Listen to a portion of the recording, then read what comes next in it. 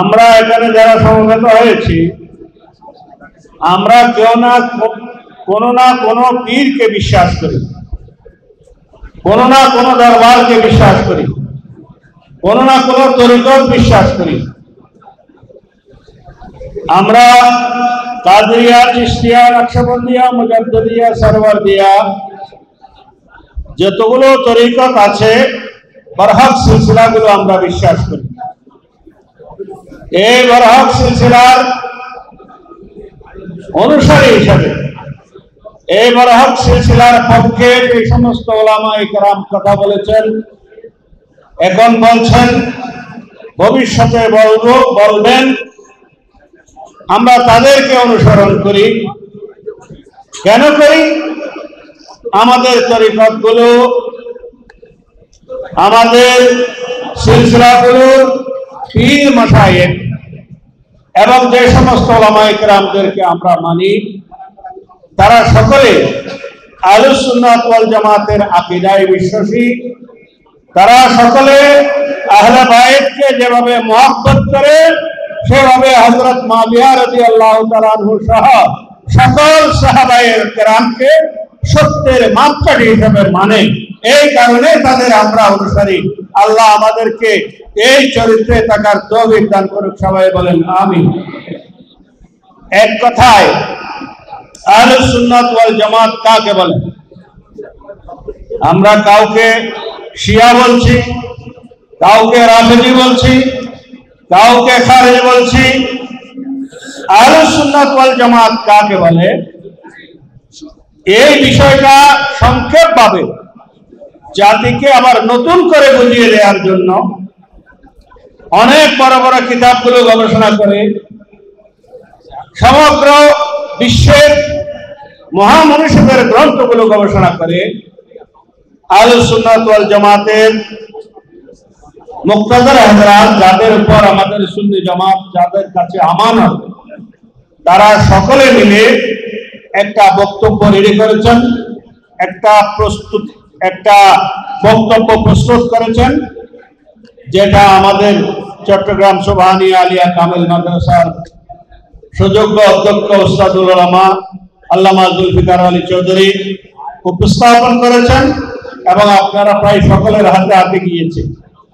সেখানে একটা কথা আছে, সেটা হচ্ছে আহলুস সুন্নাত ওয়াল জামাতের মূল পরিচয় আলা হযরত তার একটা কবিতার মাধ্যমে তিনি দিয়েছেন।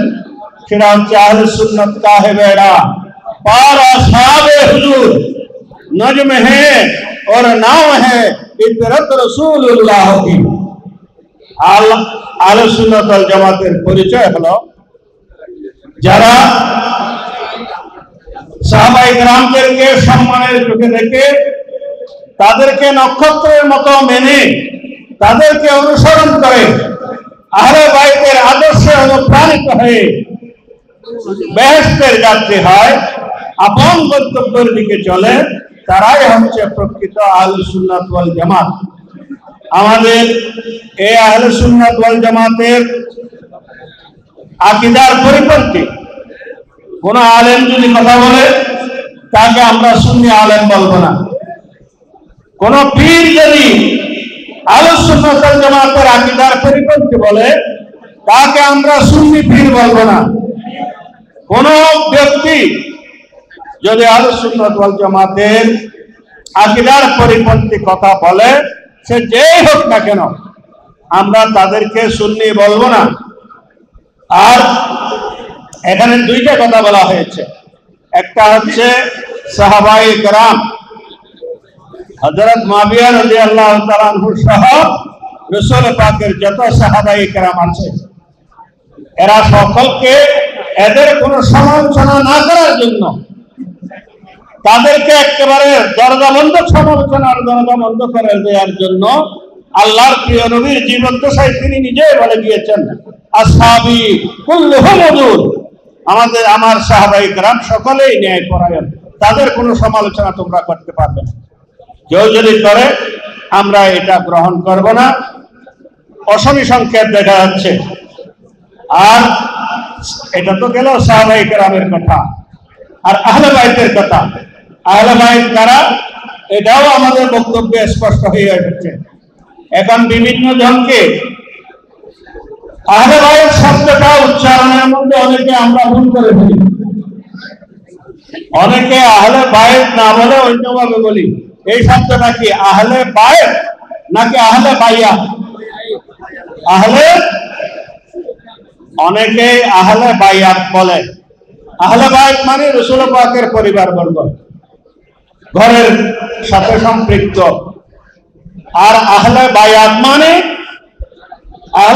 মানে ব্যবসায়ী, আহলে বায়াত মানে ক্রেতা, আহলে বায়াত মানে বিক্রেতা, আহলে বায়াত মানে বাণিজ্যিক প্রতিনিধি, এইগুলো হয়।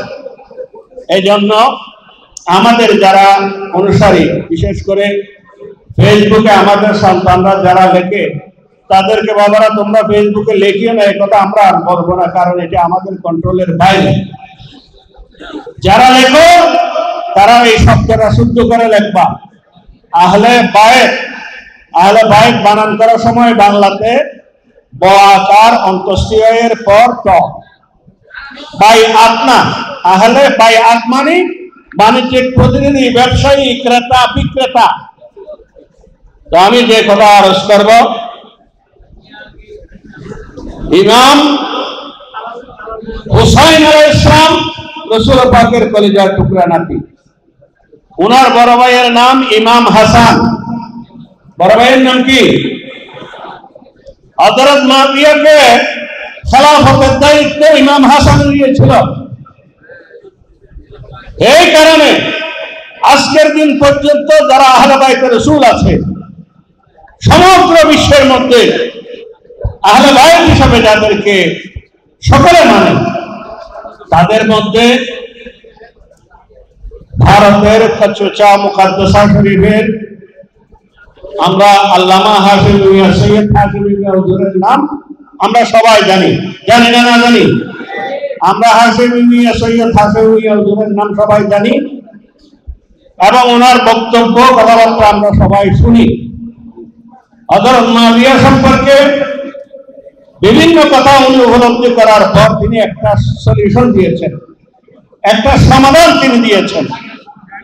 ওনার সমাধান হলো এরকম, ইমামে হাসান जिनसे सुलह करते हैं हमारे उनसे कोई जंग नहीं।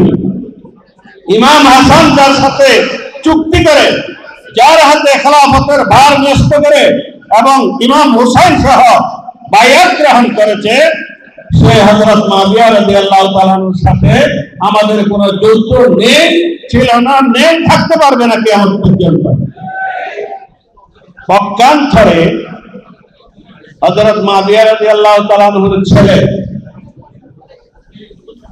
বাবার যোগ্য সন্তান ইয়াজিদ, এর যতগুলো দুনিয়ার মধ্যে যতগুলো খারাপ উপাধি আছে সবগুলো খারাপ উপাধি ধারণ করেছিল, তার নাম ইয়াজিদ। ইমাম হুসাইন কিন্তু ইয়াজিদের বিরুদ্ধে যুদ্ধ করেছে, ঠিক না বেঠিক? কারবালার প্রান্তরে যুদ্ধ কার বিরুদ্ধে হয়েছে? ইয়াজিদের বিরুদ্ধে। তো হাসান মিয়া হুজুর আরেকটা ফয়সালা দিয়েছে, সেটা হচ্ছে ইমাম হুসাইন সালামুল্লাহ আলাইহি, इमाम हुसैन अलैहिस्सलाम जिनसे जंग करते हैं उनसे हमारे कोई सुलह नहीं। ইমাম হুসাইন যার সাথে যুদ্ধ করেছে, যার বিরুদ্ধে যুদ্ধ করেছে, তার সাথে আমাদের কোনো আপোষ নেই। একটা রহস্যের কথা আপনাদেরকে বলি, হযরত মুআবিয়াকে নিয়ে এত কথাবার্তা বলার পেছনে মূল কারণ কি? মূল কারণ হচ্ছে আল্লাহর নবী দুনিয়া থেকে যাওয়ার সময় আমাদেরকে বলে গেছেন যে আমার পরিবার বর্গ তোমাদেরকে দিয়ে যাচ্ছি আর কোরআন দিয়ে যাচ্ছি। এই কোরআন যেভাবে ছিল সেভাবে আছে, কিয়ামত পর্যন্ত সেভাবে থাকবে। এটার একটা অক্ষর, একটা শব্দ, একটা নোক্তা, একটা বিরাম চিহ্ন পর্যন্ত পরিবর্তন হবে না। হযরত মুআবিয়া কিন্তু রাসূল পাকের ওহীর লেখক ছিলেন, মুর্শিদ ছিলেন, কাতেবে ওহী ছিলেন, রাসূল পাকের প্রাইভেট সেক্রেটারি ছিলেন। হযরত মুআবিয়াকে যদি বিতর্কিত করতে পারা যায়, মুআবিয়ার বিরুদ্ধে যদি সিচুয়েশন সৃষ্টি করা যায়, মুআবিয়ার ব্যাপারে যদি কোনো সন্দেহ মানুষের মনে সৃষ্টি করা যায়, তাহলে আলটিমেটলি একথা আসবে যে মুআবিয়া যদি দোষী হয়ে থাকে তাহলে তার লেখা কোরআন এটা কি সঠিক হবে? যারা হযরত মুআবিয়ার সমালোচনা করে, তারা হযরত আবু বকর সিদ্দিকের সমালোচনা করে, হযরত ওমর ফারুকের সমালোচনা করে, ওসমান ইবনে নুরাইনের সমালোচনা করে, রাসূল পাক দুনিয়ার থেকে যাওয়ার সময় কোরআন শরীফের যে কপি আমরা এখন হাতে পাচ্ছি এরকম কপি আমাদেরকে দিয়ে যায় নাই। এগুলো হযরত আবু বকর, হযরত ওমর, সর্বশেষ হযরত ওসমান ইবনে নুরাইনের যুগে এসে আমরা যে কোরআন শরীফ পড়ছি কবি 30 পারা কোরআন সেটা আমরা পেয়েছি। ওনারা তিনজনের সমালোচনা যদি হযরত মুআবিয়ার সাথে করা হয় তাহলে আমাদের কোরআনকেও প্রশ্নের আওতায় আনা যাবে। এই কারণে শিয়ারা বলে যে কোরআন 18 পারা, এই কোরআন কি 40 পারা, কোরআন শরীফের এতগুলো আয়াত আছে, এই সমস্ত কথা বলে। আমাদের নবী কয়জন? মুহাম্মদুর রাসূলুল্লাহ।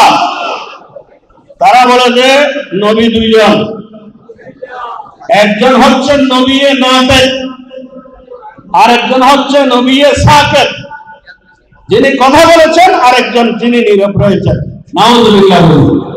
নবিয়ে নাতিক মুহাম্মদুর রাসূলুল্লাহ আর নবিয়ে সাকিত হলো মাওলা আলী শের খুদা। এই সমস্ত ভণ্ড আকীদা থেকে আল্লাহ তাআলা আমাদেরকে পানাহ দান করুন।